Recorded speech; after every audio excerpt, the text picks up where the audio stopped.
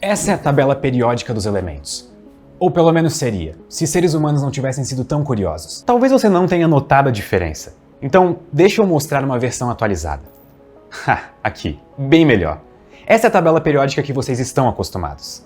Adicionar um quadrado na tabela periódica não é algo tão simples. Na verdade, significa adicionar um novo elemento, um novo átomo que nunca foi visto antes, com um número de prótons o suficiente para ser considerado um novo elemento. Se seres humanos tivessem parado assim que completaram todos os quadrados encontrados naturalmente, nós muito provavelmente não teríamos passado do plutônio, que é o elemento 94. Mas aqui estamos nós, em 2050, e temos um total de 118 elementos na tabela periódica. Isso significa que nós criamos 24 elementos. No entanto, ainda que criar elementos químicos seja um feito notável do ponto de vista de tecnologia e engenharia, não é algo inacreditável do ponto de vista científico. Na verdade, cientistas vêm fazendo isso desde 1940. É tipo a versão universal daquele ditado de que se a vida te der limões, faça uma limonada.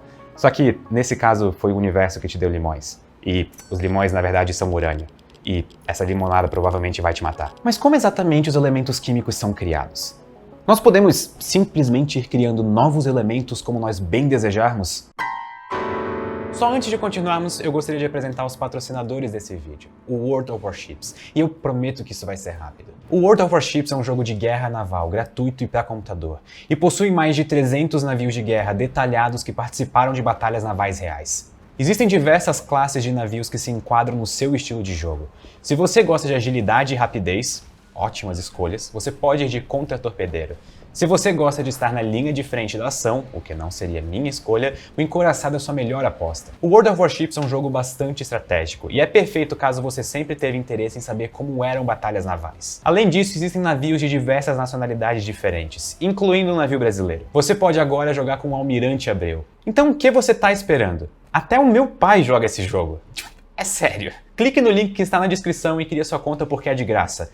E afundem o meu pai. Obrigado. E para quem se registrar no link da descrição e utilizar o código ESTRONDO, vai ganhar o navio de guerra brasileiro Almirante Abreu com camuflagem permanente da Ordem e Progresso, 20 camuflagens do Brasil para customizar os seus outros navios, 500 dobrões, 3 dias de conta premium e 1 milhão de créditos.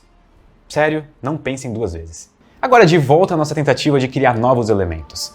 Vamos falar um pouco da tabela periódica. A tabela periódica é um modelo que agrupa todos os elementos químicos conhecidos e as suas propriedades. Um elemento químico na tabela tem um número que indica a quantidade de prótons no átomo, e esse número, por sua vez, é chamado de número atômico. A tabela periódica é organizada em ordem crescente de números atômicos e tem 7 linhas e 18 colunas. Ou seja, quanto mais para a direita e para baixo na tabela, mais pesado é o elemento. A primeira versão da tabela periódica foi desenvolvida por Dmitri Mendeleev em fevereiro de 1869. Essa primeira versão tinha os 63 elementos conhecidos na época. Esse número foi crescendo conforme os anos foram passando. Atualmente, 118 elementos são conhecidos, sendo que 94 deles ocorrem naturalmente. Quando nós dizemos ocorrer naturalmente, nós queremos dizer que você consegue achar eles no ambiente. Alguns são mais abundantes do que outros, mas todos eles podem ser encontrados na natureza. Uma nota importante aqui. Em várias fontes você vai ouvir dizer que a tabela periódica tem 92 elementos que ocorrem naturalmente, o que faria ela parar no urânio. Só que tanto o Netúnio quanto o Plutônio, os elementos 93 e 94, são encontrados na natureza como subprodutos do decaimento do urânio. A razão que muitas fontes colocam 92 ao invés de 94 elementos encontrados naturalmente tem a ver com história.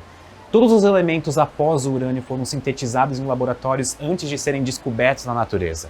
Os outros 24 elementos são sintéticos, ou seja, eles foram produzidos por meio de experimentos. O primeiro elemento produzido por meio de experimentos foi o Netúnio, de número atômico 93 em 1940. E a última adição oficial à tabela periódica foi bem recente, em 2015, quando 4 elementos novos foram oficialmente adicionados. Os 4 elementos adicionados foram os elementos 113, 115, 117 e 118, cujos nomes são niônio, moscóvio, tenesso e oganessônio. Eu sei que isso tá virando uma coisa recorrente no canal, mas eu acho que essa seria tipo a hora perfeita pra fazer aquela piada de como os cientistas escolhem nomes horríveis pras coisas. Se eu fosse escolher um nome pro elemento, ele provavelmente seria Pedro, por motivos totalmente não pessoais. Essencialmente, todos os elementos entre 93 e 118 foram sintetizados por apenas 4 laboratórios, que estão nos Estados Unidos, na Rússia, Alemanha e Japão. Mas, voltando à pergunta, como criar novos elementos? A resposta é um tanto quanto simples e decepcionante. Você colide dois átomos e vê o que acontece. Ok, só que talvez eu tenha dado a impressão de que isso é mais fácil do que realmente é. De fato, os experimentos têm essa ideia inicial, mas não é como se você pudesse pegar dois elementos quaisquer e esperar que isso funcione para todos eles. O experimento pode ser realizado acelerando um núcleo leve e colidindo ele com um núcleo pesado. Isso nos dá como resultado um núcleo composto, que é um nome bem chique para fusão nuclear. No entanto, quando você colide dois átomos, sendo um deles bastante pesado, a fusão é só um dos possíveis resultados dessa colisão. Pode acontecer, por exemplo, a fissão, em que ao invés dos dois átomos se unirem, eles se dividem em dois. Mas os dois novos átomos não vão ser os mesmos que foram usados inicialmente. Na verdade, a probabilidade dessa colisão gerar a fusão dos dois átomos é bem pequena. E esse é um grande motivo do porquê de sintetizar átomos novos ser tão difícil. Por exemplo, o oganessônio, que tem 118 prótons.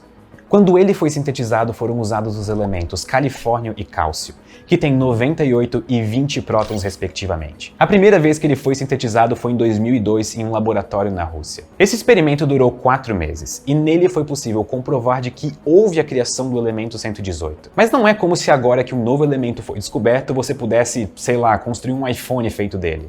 Quer saber por quê? Vamos olhar para o número de átomos que foram sintetizados. A resposta é 1. E é isso mesmo. Não é 1 grama, ou 1 miligrama, ou 1 nanograma. É a incrível quantidade de um átomo.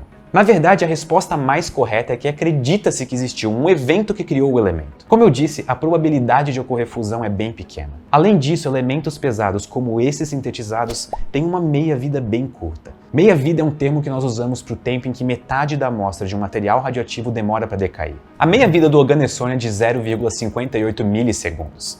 Ou seja, em menos de 1 segundo, todos os átomos produzidos já decaíram. É por isso que nós não olhamos o elemento 118 diretamente.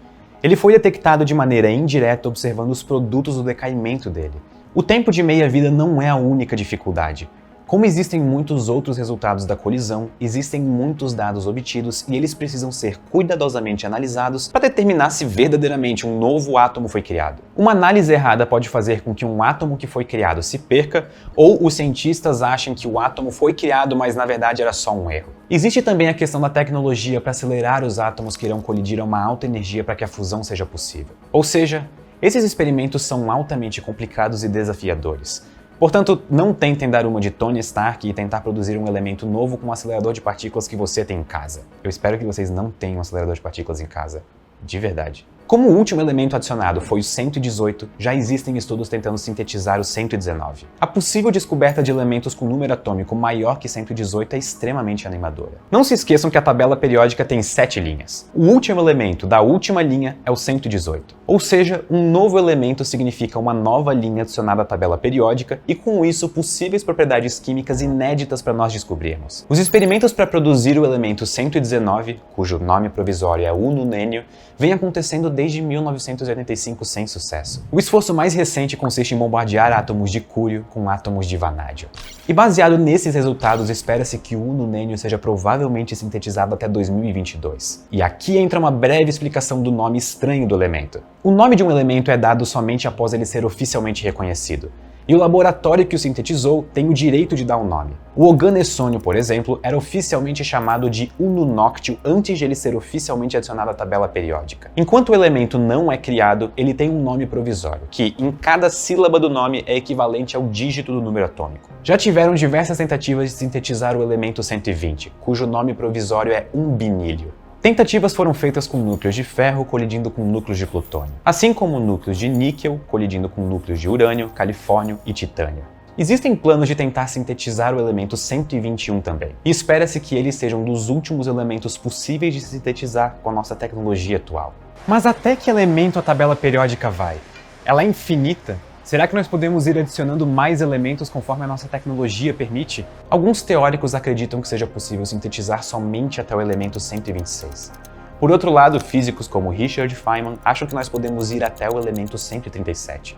Toda vez que nós descobrimos alguma coisa nova na ciência, nós temos uma sensação maravilhosa de estarmos conhecendo algo inédito. Agora, imagine criar um elemento totalmente novo. Literalmente, nós estamos expandindo a tabela periódica para números que nem o próprio universo conseguiu criar nesses últimos 13,8 bilhões de anos. Muito obrigado e até a próxima.